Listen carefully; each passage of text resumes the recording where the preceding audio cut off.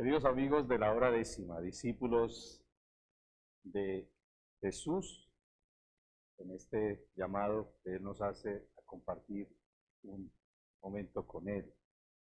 Saludo a todos donde quiera que estén y espero que se encuentren bien, que Dios les conceda a todos salud, bienestar, que estén cuidándose todos, que aprovechen este tiempo extraño, diferente a lo que era antes, en que compartimos más, estamos más en familia, estamos en casa, pues para que nuestras relaciones mejoren en calidad, porque cantidad parece que ha mejorado bastante, pero en calidad, de modo que toda clase de parabienes y bendiciones para todos los discípulos de la hora décima.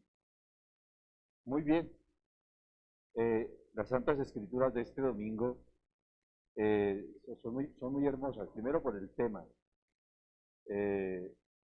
Plantean algo bellísimo que a todos nos gusta, y es que nos inviten a una fiesta. Pero en este caso, el que prepara la fiesta es el Rey de Reyes.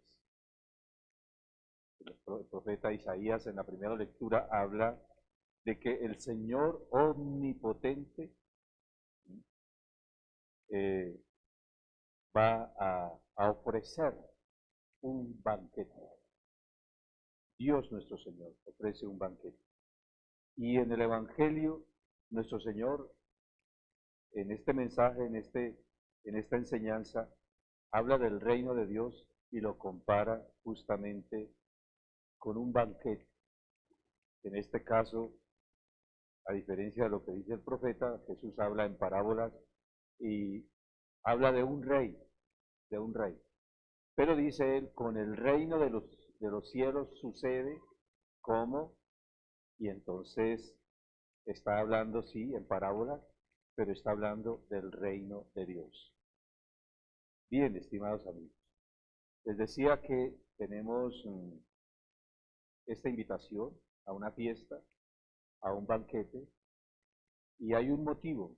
El motivo es, ya lo sabemos, por otra parábola, las bodas del rey, del príncipe, del hijo del rey, el banquete de bodas del nuevo rey que llega. Entonces, pues bonito esta primera parte. ¿A quién no le gusta ser invitado ¿Y a quién una decís fiesta, vosotros, a un Jesús? banquete?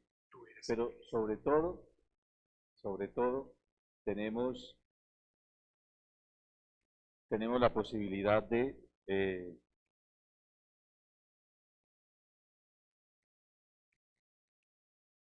del mejor modo. Imagínense cómo son las fiestas de los reyes, los banquetes que hacen los reyes. Imagínense ustedes. El texto de Isaías habla de manjares suculentos, manjares suculentos. Entonces, es una dieta real. Y vinos añejos, manjares, los manjares más sabrosos y los vinos más exquisitos. Entonces ese es el contexto. Yo tomo esto primero para abrir el apetito de la palabra, para que nos sintamos ilusionados. Qué maravilla. Dios, nuestro Señor, nos invita al banquete de bodas del Cordero. Él ha preparado alimentos los más sabrosos, suculentos. Él ha añejado los mejores vinos para que cuando estemos en la fiesta todos digamos, qué delicia, qué maravilla, qué gusto. Bueno, pero esa es la primera parte de la parábola, de la enseñanza, porque viene otra parte que es la de la invitación. Dice en la primera lectura que ofrecerá el Señor omnipotente a todos los pueblos. Es una invitación universal, a todos. En la segunda lectura, en cambio, en el Evangelio, nuestro Señor habla de que hay unos invitados que tienen prelación, son invitados de la primera hora y luego sí se abre la invitación a todo mundo. Entonces, son invitaciones que cuando uno toma la enseñanza y se imagina en la realidad, ¿a quién no le hace ilusión recibir una hermosa tarjeta de invitación? De por sí a veces las tarjetas son tan bonitas que uno quiere guardarlas, porque uno dice, esto es una obra de arte, los que hicieron la invitación son muy bonitas. Dentro normalmente escriben un mensaje hermoso, de manera que sentirse invitados por el Rey es de ya entender que hay una invitación de por medio que ha sido hecha con mucha clase, con mucho estilo, con mucha elegancia, pues propias de aquel que nos está invitando. Entonces, la segunda parte. Ya sabemos que es universal, es para todos. Ahora viene la tercera parte. La tercera parte aparece solo en el Evangelio que hemos leído, y es que los invitados no quisieron ir. No quisieron ir. ¿Por qué? ¿Por qué no quisieron ir? Extrañamente. Es decir, hubieran podido tener los motivos que tuvieran, pero lo extraño es que siendo la invitación del rey, los invitados se atrevan a negarse a ir al banquete, a la fiesta. Y sin embargo, eso es lo que dice Jesús, que los invitados dijeron que no podían, que no hicieron caso, no simplemente se excusaron gentilmente, que dígale al rey que nos disculpe, que nos perdone, que se nos cae la cara de vergüenza. No, no, no, no, no. Sencillamente no les importó. Uno se fue a su finca en el campo y otro a sus negocios. Bueno, podrían, como son, solamente pusieron dos, pero en general aquí hay excusas para todo y excusas de todos los que no aceptan esa invitación. Bueno, estimados amigos, yo quisiera detenerme aquí porque he estado pensando en estos últimos domingos en esta paradoja. No sé si ustedes también sienten un poco qué extraña enseñanza la de nuestro Señor. Por una parte, queda en evidencia esta generosidad, esta bondad del Rey, de nuestro Señor, de nuestro Padre Celestial, pero por otra parte, la ingratitud, la falta de educación, la rebeldía, la testarudez, la desobediencia de sus súbditos, de sus siervos, que rechazan qué tiene que hacer el Rey para que su pueblo lo quiera, para que sus súbditos lo quieran y acepten este detalle que Él tiene con todos. Pues he estado pensando, en la reunión anterior del discipulado les hablé, les enseñé una palabra muy difícil, muy fuerte y también muy importante conocerla, la palabra apostasía. La apostasía que está profetizada como un fenómeno colectivo en el que la humanidad rechazará el mensaje de Dios, rechazará a su enviado Jesucristo, rechazará la divina palabra que ha sido revelada y por supuesto rechazará a la Santa Iglesia, ese pecado que se va consumando poco a poco. Pero he estado pensando en la misma problemática y he logrado asociar, no sé ustedes qué piensan, pero yo he logrado asociar en la apostasía con algo que está aquí implícito en lo que nos dice nuestro Señor en la parábola del Evangelio. Y es que esta gente no tiene tiempo. Algo pasó con el tiempo de la gente. Algo pasa con el tiempo que marcan los relojes. Pongamos este reloj aquí para poder hablar a propósito del tiempo. Todo mundo utiliza su reloj o ahora el dispositivo electrónico, el celular. Se ponen relojes por todas partes dando la hora exacta. Las emisoras, los locutores van diciendo cada 5 minutos el tiempo, la hora que es. Entonces, hay algo con respecto al tiempo. Porque si dicen que no tienen tiempo, que están ocupados, algo pasó con el tiempo.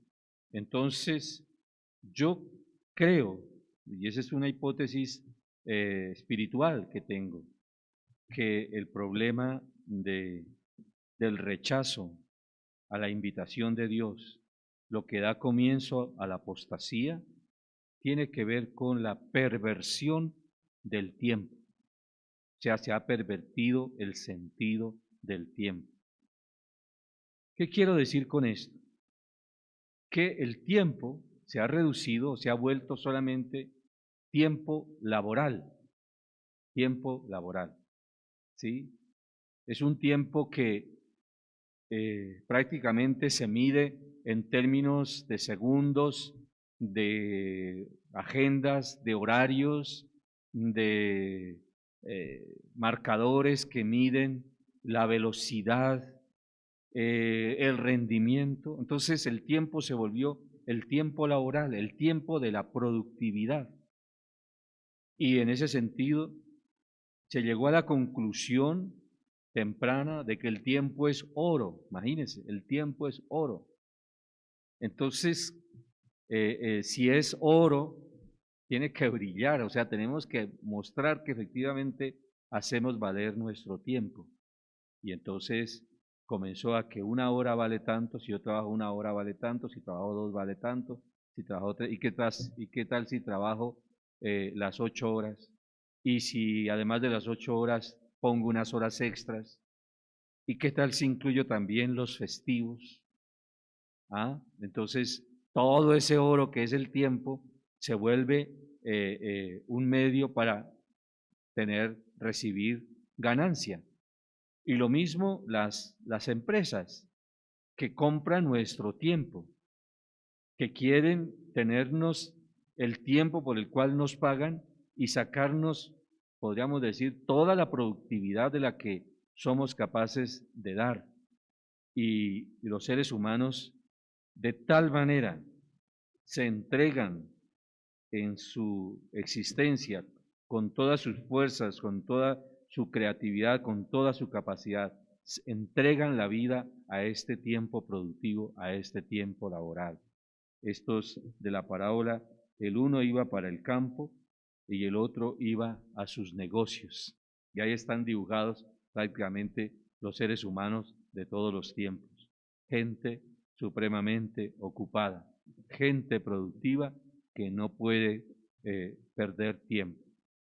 Entonces, digo yo que hay una perversión del tiempo, que hemos pervertido el sentido del tiempo. Pensemos, por ejemplo, lo que nos dice el libro del Génesis cuando Dios crea el mundo, cuando crea todas las cosas, cuando comienza el tiempo, cuando comienza el día y la noche, cuando comienza el cambio de estaciones, cuando las plantas comienzan a germinar, a crecer, a producir frutos, cuando comienza la vida a florecer. ¿Qué dice el texto sobre la creación del mundo, del hombre y del tiempo? Primero, después de la creación, cada acto creador de Dios está cerrado de manera maravillosa diciendo, y vio Dios que era bueno.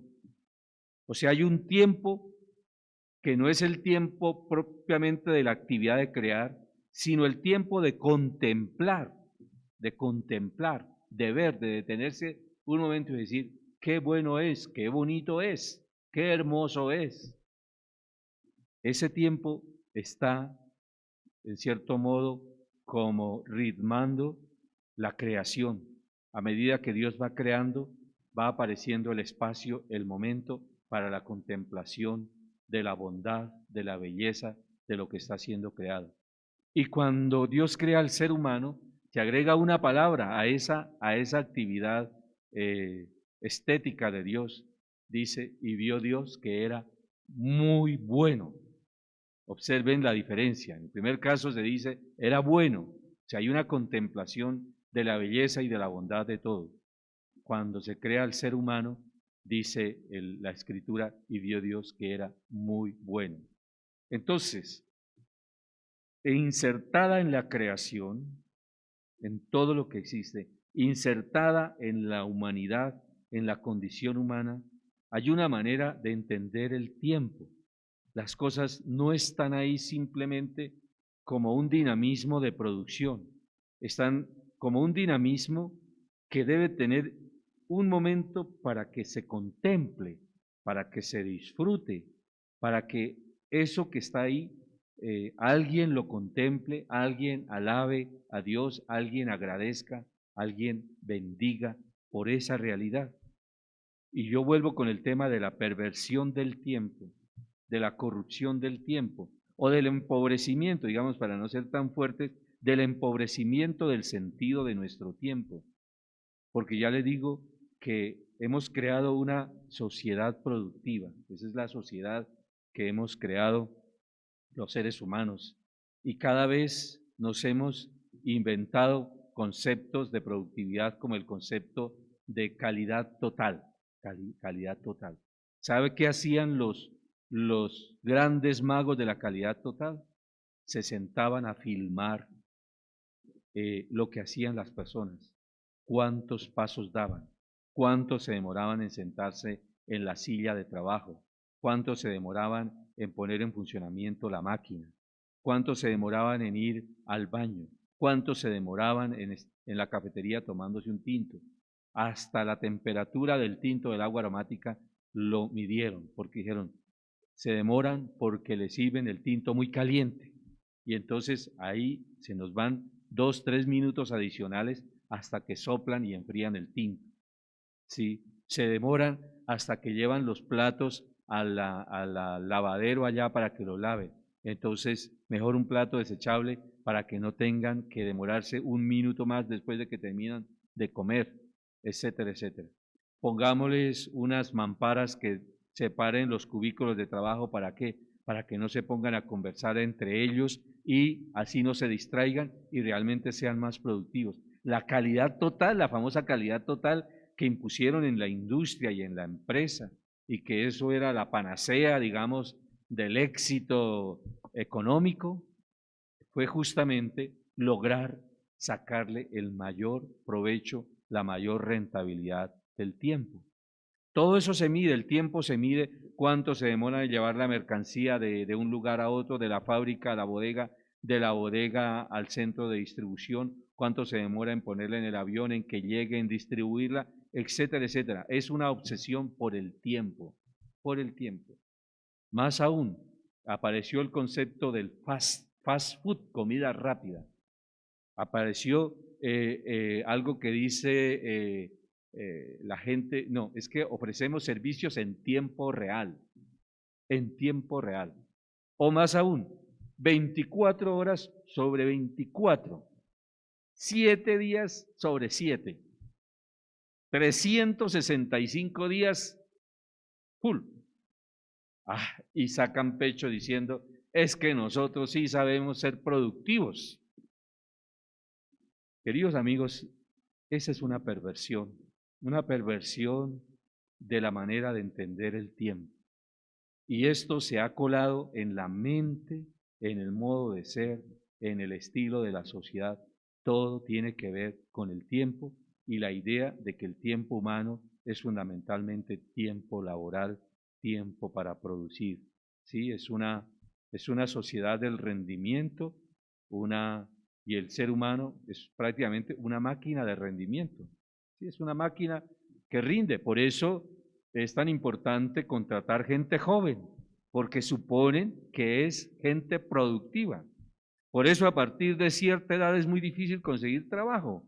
¿Por qué? Porque suponen que el tiempo de una persona ya de 45, de 50 años, de 60 años, no se diga, ya es un tiempo que no es tan productivo. Entonces, esta perversión del tiempo finalmente da la impresión de que la gente no tiene tiempo, de que no hay tiempo, de que no hay tiempo. Y por lo tanto, vamos a ver qué efecto produce eso. Solo piensen ustedes, de pronto, si hay alguien que esté viviendo esta experiencia de la que estoy hablando. Algunos, lo sé perfectamente, especialmente los que viven en la ciudad, se levantan tipo 4:30 de la mañana. Eso, los que viven en los edificios tienen que padecer el que sus vecinos madruguen todos los días. Entonces tienen que alistar los niños porque la ruta pasa a las 5 de la mañana, a las 5:30 de la mañana, llevándose los niños, niños de 6 años, de 7 añitos, de 8 añitos, en ese ritmo, en ese ritmo. Bueno, después tienen que salir en sus autos y por esa carretera, mira a ver por qué resquicio logran avanzar o hagan cola para subirse al autobús y ruegue de que finalmente logren coger la ruta a tiempo que los lleva. ¿Por qué? Porque tienen que marcar tarjeta, tienen que cumplir horario, todo mundo. Y así se termina al mediodía, la gente no puede volver a su casa en muchísimas ciudades a almorzar, entonces vaya a la cafetería o saque una bolsita ahí donde lleva un portacomidas plástico y si hay un horno microondas caliente y coma y de pronto por ahí dese una vueltica, tómese un tinto y comienza la jornada de la tarde. Díganme ustedes cómo llegan las personas en la tarde cuando regresan a casa. Si el horario es de día, pero y si es de noche el horario, peor todavía. Bien, pues llegan cansadas, llegan fatigadas, extenuadas, agotadas. Entonces, si quedaría algo de tiempo, es el tiempo del agotamiento, el tiempo del cansancio, el tiempo de la fatiga. Y ese tiempo, ¿sabe qué es lo mejor de ese tiempo? El que lo dejen a uno solo. Déjenme solo que yo quiero descansar. Déjenme que yo quiero acostarme. No me hablen, no me digan nada. Llegan los papás, los niños o ya están dormidos o el papá llega tan cansado, la mamita llega tan cansada. No hay tiempo. ¿Por qué? Porque el hombre cansado, el hombre del tiempo laboral, el hombre productivo, realmente su cansancio no lo puede compartir. Es un cansancio solitario, es una fatiga solitaria. Él necesita sencillamente que lo dejen solo para reponer su fatiga, su cansancio. Bueno, y ahora ese hombre en esas condiciones, que le llegue una invitación a una fiesta, lo piensa dos veces. Que alguien llegue a golpear la puerta de su apartamento, qué fastidio, no, que no venga nadie por aquí, ahorita es hora de descansar, yo no quiero hablar con nadie, yo quiero estar solo, quiero descansar un poco. Entonces, como ven, esta perversión del tiempo trae inmediatamente unas consecuencias que son terribles. ¿Cuáles son esas consecuencias? Las estamos ya insinuando, pero es este tendencia a que el ser humano cada vez se vuelva más solitario, que quiera estar más tiempo solo. El poquito tiempo que tiene, que no es tiempo laboral, en cierto modo sigue siendo laboral porque es reponiéndose en razón de que tiene que al otro día madrugar para seguir trabajando. Entonces, vuelve el tema de la apostasía. Yo digo la apostasía comienza con la pérdida del sentido del tiempo, con la perversión del sentido del tiempo. Ahora bien, volvamos al original, al proyecto original de Dios. Dios nuestro Señor dejó un día para descansar. Él, después de la creación, puso en el corazón mismo de su creación un tiempo distinto, un tiempo que no es un tiempo laboral, que no es un tiempo de productividad, es un tiempo de reposo, es un tiempo de descanso, es un tiempo para otras actividades que forman parte también de la condición humana y que si esas actividades no se realizan, el ser humano está incompleto. Entonces, eh, eh, volvamos al problema. Yo creo, estimados amigos de la hora décima, que esta sociedad que se ha venido construyendo, en donde se borró prácticamente otra forma de entender el tiempo, de vivir el tiempo, es una sociedad que tiene una patología que está enfermando a sus miembros, a la gente. Nosotros nos estamos enfermando. Y esta enfermedad es mucho más compleja de lo que parece. No es una enfermedad de ir al médico para alentarse. Es otra clase de enfermedad. Yo espero que me acompañen. Vamos a unos mensajes de interés y volvemos para seguir esta meditación sobre por qué no se acepta la invitación del rey a la fiesta.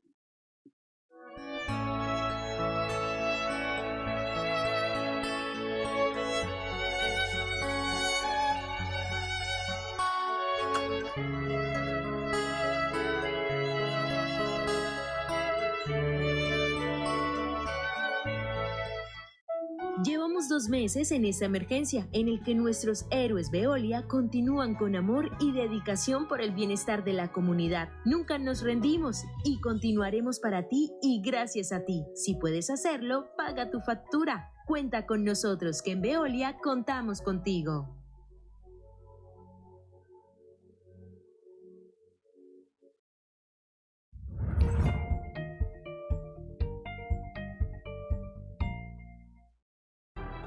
Existe un campus donde tu vida toma sentido.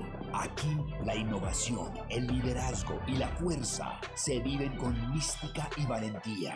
Es hora de pertenecer al único campus que se despliega hasta el último rincón de Colombia. Únete y marca la diferencia. Escuela Militar de Cadetes General José María Córdoba. Incorpórate ya. Ejército Nacional, patria, honor, lealtad. El futuro es de todos. Gobierno de Colombia.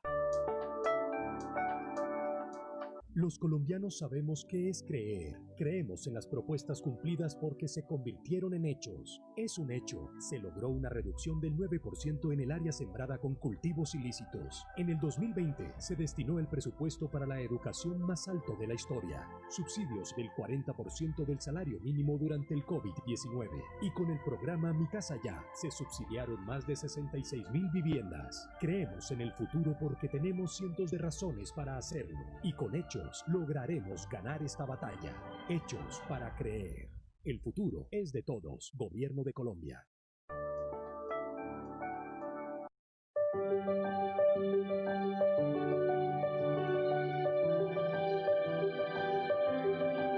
Muy amables antividentes, nosotros los cristianos católicos celebramos cada domingo el Día del Señor, la Pascua. ¿Por qué el domingo? Porque fue el día en que Cristo resucitó, Señor de la vida y de la muerte.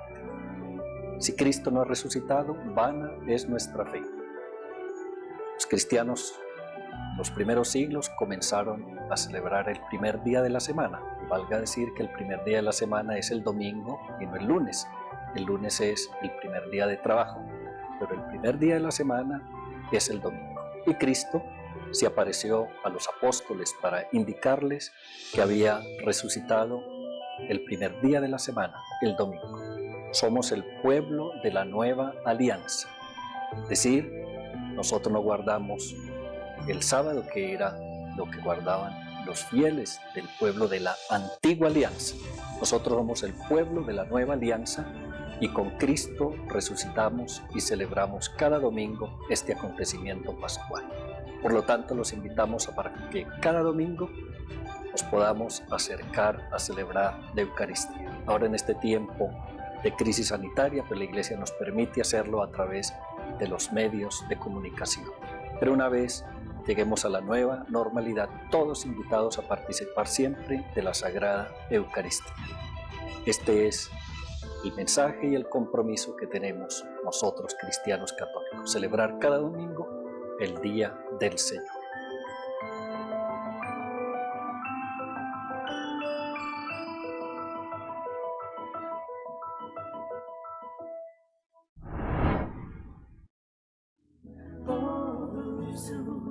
Por tu dolorosa pasión, ten misericordia de nosotros y del mundo entero. Ten misericordia de nosotros y del mundo A ti, que haces parte de la familia Telesantiago, te invitamos a participar de la Coronilla de la Divina Misericordia desde las 3 de la tarde a través de nuestra señal de televisión y redes sociales. Recuerda que en Telesantiago oramos por ti.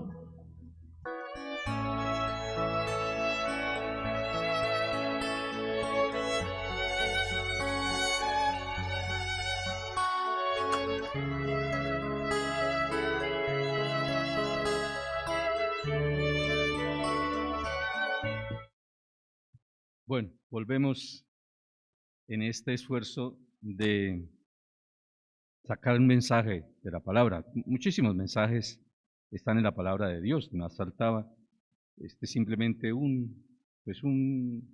pequeña boronita de alimento, del pan en abundancia que Dios nos da. Esta explicación o esta reflexión que hacemos. Yo como ven ustedes, me llamó tanto la atención que la gente esgrima ese argumento de que no tiene tiempo. Y entonces digo, pues vamos a examinar qué hay detrás de eso. ¿Sí? Porque la gente dice que no tiene tiempo. Pero no es mala voluntad, realmente es toda una sociedad que se ha enfrascado en una manera de usar el tiempo y de entender el tiempo y de organizarlo todo en torno a esa comprensión del tiempo. Y es la idea de que el tiempo es para producir. Y la sociedad es fundamentalmente una sociedad productiva y nuestra vida, mientras sea productiva, es valiosa. En cuanto ya no es productiva, pues qué pena, pero para eso está la eutanasia, para eso están medidas extremas de abandono, para que los que no son productivos, pues que ya no estorbemos.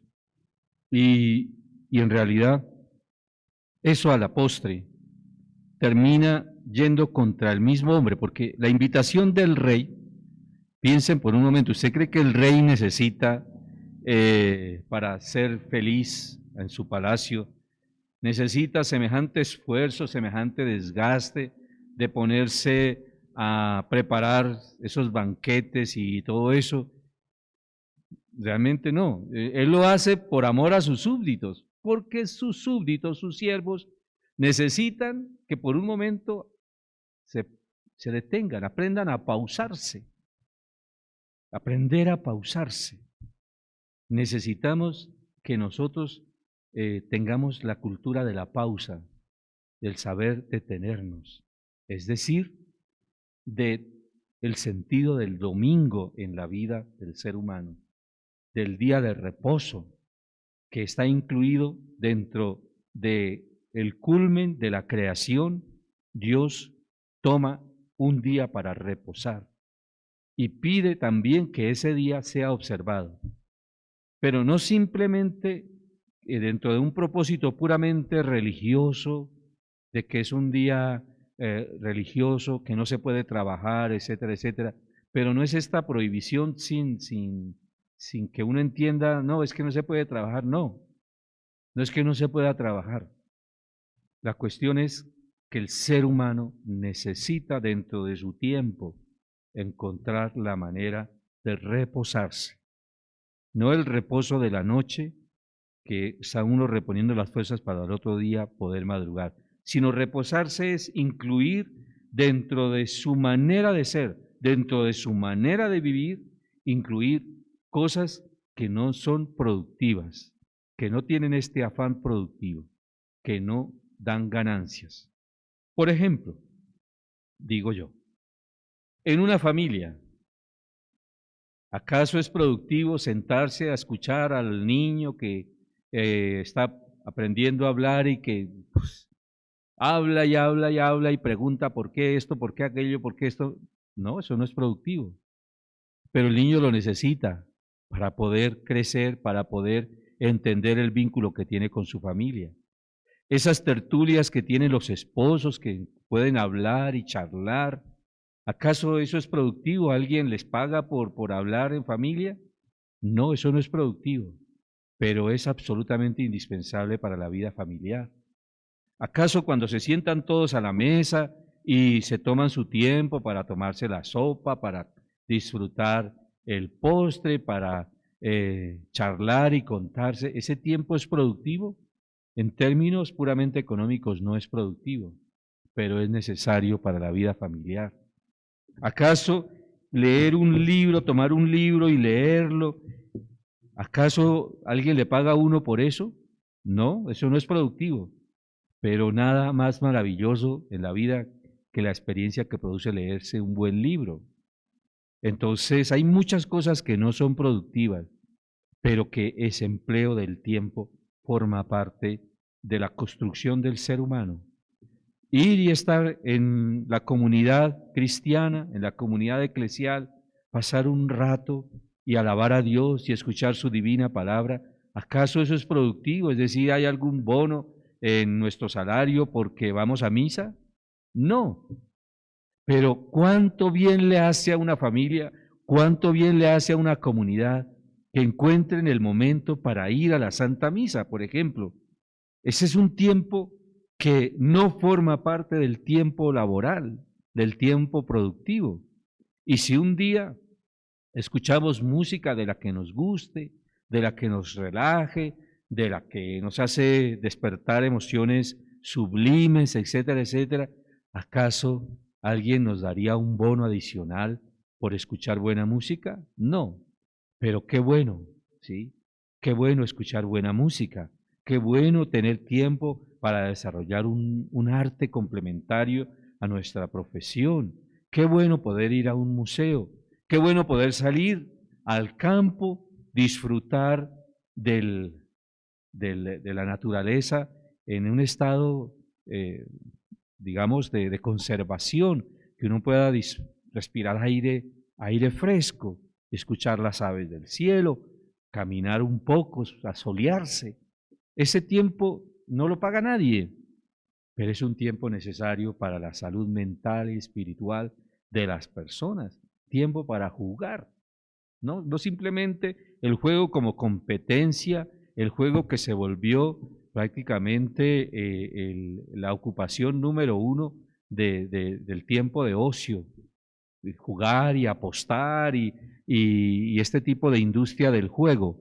No, yo me refiero a otra clase de juegos. Nosotros casi ya no jugamos, o prácticamente ha desaparecido el juego que no es competencia, sino ese juego que forma parte de la condición humana, que cuando venimos a este mundo nos gusta jugar. Ustedes, o pensemos cuando ese niño que había en nosotros que jugaba, que le gustaba jugar, desapareció.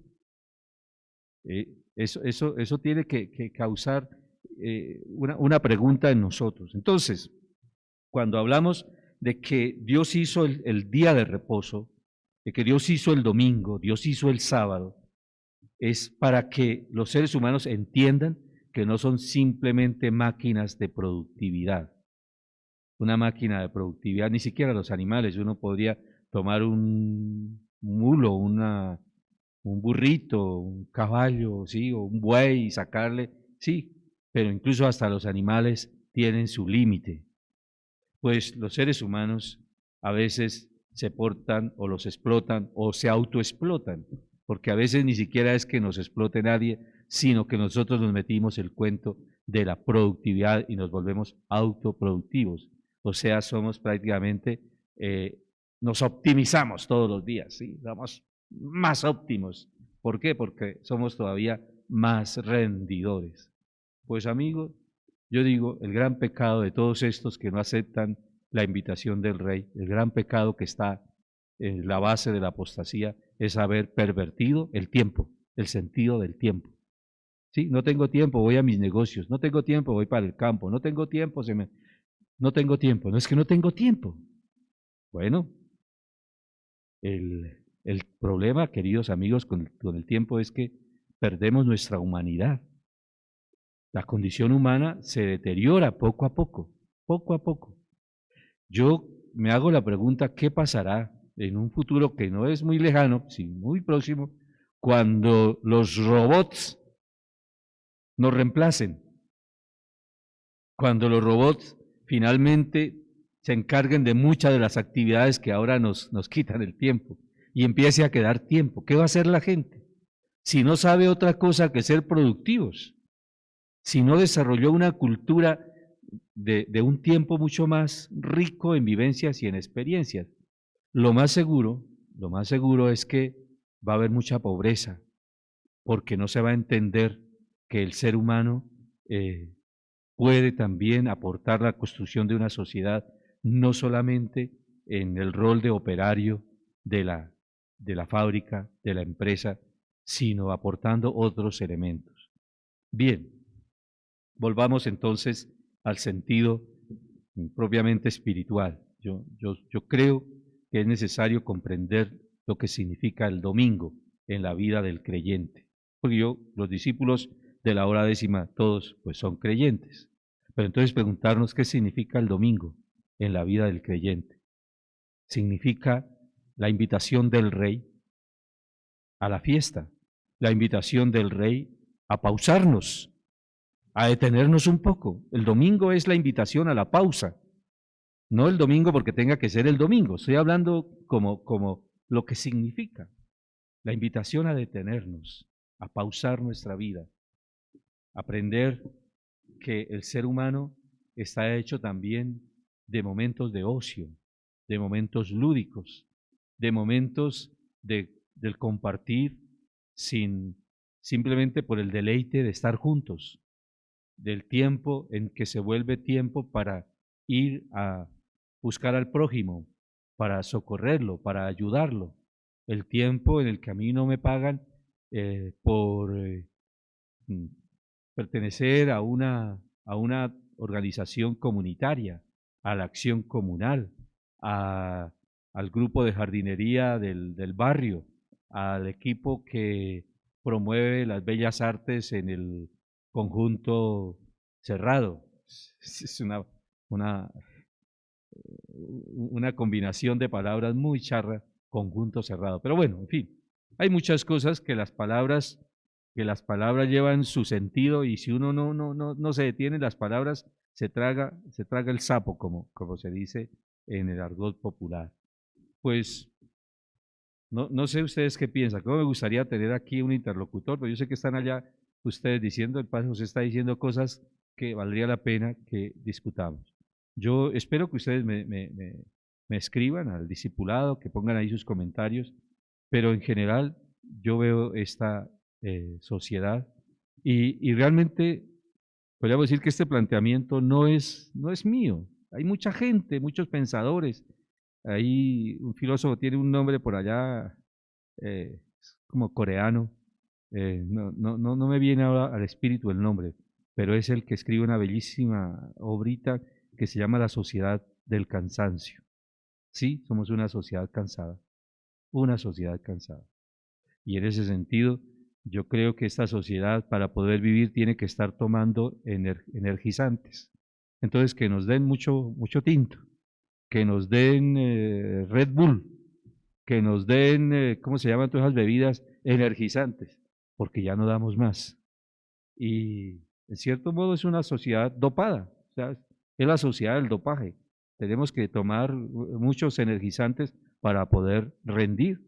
Prácticamente es como si hubiera una especie de carrera por farmacéutica. O sea, el día que las farmacéuticas logren vender la píldora de la productividad, yo creo que las empresas finalmente solucionan todos los problemas de rendimiento de sus empleados.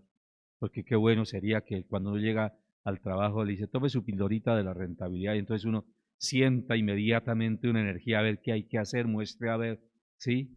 Y mejor si después llega a la casa y se toma otra pildorita y sigue todavía activo y alcanza a escribir un libro y hacer cosas, la rentabilidad, ¿sí? La pildorita de la productividad.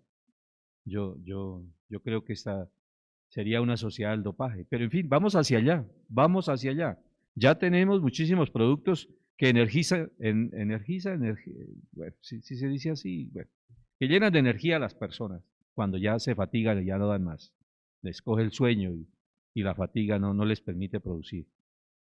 Bien, tenemos que darle gracias a Dios nuestro Señor que nos ha dado el día santo del domingo, que nos ha dado el día de reposo, que nos ha dado esta pausa. Él nos invita al banquete. Él prepara lo mejor para que nos sintamos a gusto con Él. Es decir, nos ha dado todas las posibilidades para que el ser humano encuentre la manera de pausarse, de descansar, y de repensarse a sí mismo. Yo decía inicialmente que la apostasía tiene que ver con la perversión del tiempo. Yo sí creo que los seres humanos cada vez serán más, yo no sé si decir sordos, pero incapaces de sentir el llamado de lo trascendente. De tal manera se agotan, de tal manera se ocupan, de tal manera están embarcados en esta carrera de la productividad, que todo lo que suene a espiritual, lo que suene a la interioridad, lo que suene a esta nueva manera de entender la vida, pues de pronto no les parece que eso sea útil, ¿sí? Pero es que, y alguno dirá, pero es que para eso ya están las 2 semanas de vacaciones, ¿sí? Las 2 semanas de vacaciones.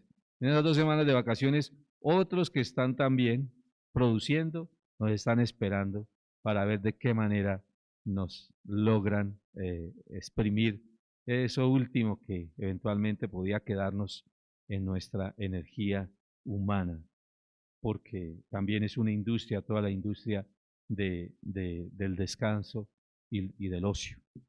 Bueno, un último tema que yo lo tomaría a partir de la segunda lectura del apóstol San Pablo a los filipenses. Si ustedes se detienen a considerar cómo era el estilo de vida y la mentalidad del apóstol Pablo, se darán cuenta que estas grandes coordenadas o principios de vida del apóstol son una pista de cómo debe el ser humano o el cristiano construir, plantear su proyecto de vida. Dice la palabra de Dios en esta carta de San Pablo a los Filipenses. Dice, hermanos, yo sé vivir en la pobreza y sé vivir en la abundancia. Yo disfruto, es decir, yo aprendí a vivir, o sea, hay momentos en que hay pobreza, hay momentos en que hay abundancia, hay momentos en que hay cosas, hay momentos en que escasean.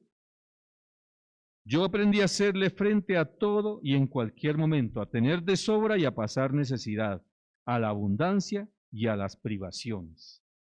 O sea, es una libertad la que yo encuentro en el apóstol, no una dependencia al mundo de la necesidad, sino una libertad en su corazón, en su mente, en su espíritu, con respecto al contexto.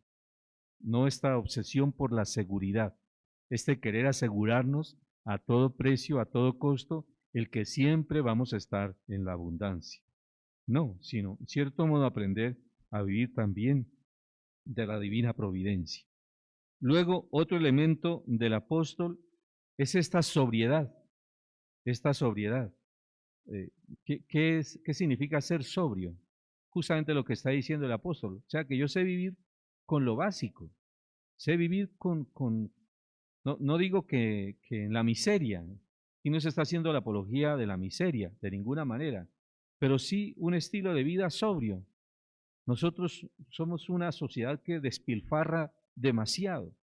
Decía el Papa Francisco en uno de sus mensajes que millones de toneladas de alimentos se pierden todos los años. ¿Y dónde se pierden? Se pierden en las neveras, en los supermercados, se pierden, porque la sociedad compra en exceso alimentos que no va a consumir. Y luego ese alimento hay que tirarlo porque no se puede consumir. Y lo mismo, personas que ya no les cabe en los armarios la ropa. Es decir, nunca, no hay sobriedad, siempre es el exceso de todo. Y el exceso de todo crea necesidades excesivas. Yo conocí un amigo que estudió conmigo en Francia, un japonés, y llevaba siempre un morralito, siempre un morral. Y un día ya, después de que avanzó un tiempo, hicimos cercanía, buena amistad, y me atreví a preguntarle, ¿y usted qué lleva en el morral? No, yo no lo podía creer. Dijo, yo llevo mi casa. ¿Cómo así lleva su casa? Sí, llevo todo lo que necesito. Llevaba otra camisa y una camiseta para cambiarse, otro pantalón, y llevaba crema dental y una maquinita de afeitarse. Llevaba jabón, llevaba alguna cosita así. Y eso era todo. Eso era todo. Yo no había caído en cuenta de que cada 2 días volvía y se ponía la ropa. Pues se quitaba la ropa, la lavaba, se ponía la que tenía limpia y secaba la que lavaba para dentro de 2 días volvérsela a poner. Y eso era todo. Y yo quedé admirado, porque yo digo, no, la idea de que, ¿qué tal una sola prenda para cambiarse y reponerse? No, eso no le pasa a uno por la cabeza. Hay personas que tienen 50, 80 vestidos, 60 pares de zapatos, cantidad de ropa que no saben qué hacer. ¿Sí? Solo cuando ya no logran que quepan todo lo nuevo que compra, finalmente resuelven regalar las cosas, pero no porque les nazca, sino porque no tienen dónde acumular. Entonces falta la sobriedad. El apóstol nos dice nosotros, ¿y por qué tenemos que ser tan productivos? Porque necesitamos recursos para consumir en exceso, porque tenemos necesidades en exceso, porque no somos sobrios. ¿Por qué no podemos reposarnos nosotros mismos, darnos un tiempo para descansar? ¿Por qué no podemos decirle al jefe, no, yo no tomo horas extras? ¿Sí? Déjele ese trabajo a alguien más. Yo quiero tener tiempo para mi familia.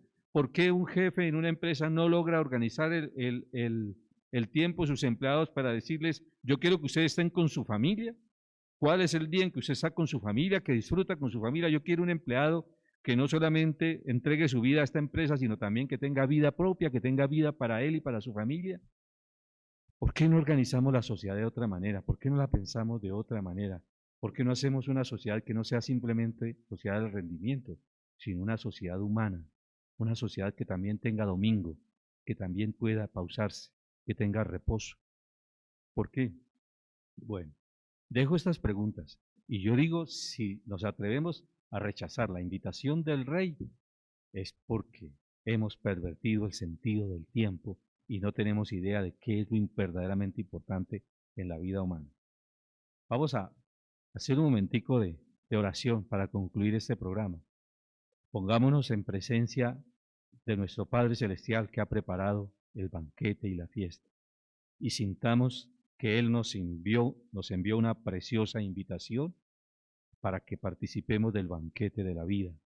Padre Celestial, yo te doy gracias porque me diste esta invitación a la vida, me regalaste el don de la vida, porque tú quieres que no simplemente esté ocupado, agotado y me desgaste, sino también que aprenda a vivir, que viva momentos de gozo, de plenitud, momentos en que pueda compartir con mis seres queridos, sentarme y contemplar las maravillas, contemplar tu divina providencia.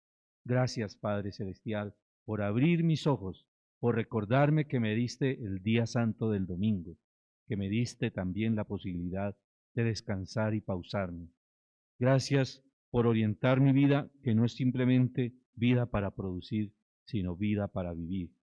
Gracias, Padre Celestial, por todos los que construyan una sociedad nueva y planteen nuevas maneras de organizar la vida laboral de las personas para darle tiempo a sus empleados, de tener tiempo para sí mismos y para sus familias.